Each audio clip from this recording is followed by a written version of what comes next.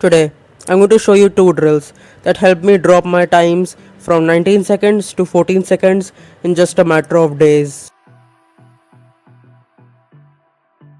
The second drill is very useful and helped me the most, so make sure to watch till the end so you know what the second drill is.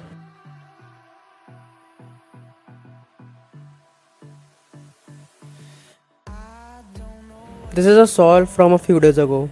Now what do you observe?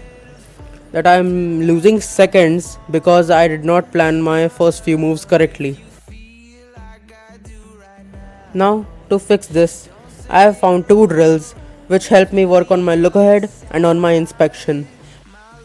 And I can guarantee you that you will see a massive drop in your times if you do these drills properly. Now the first drill is pretty simple but also pretty effective. Slow solves.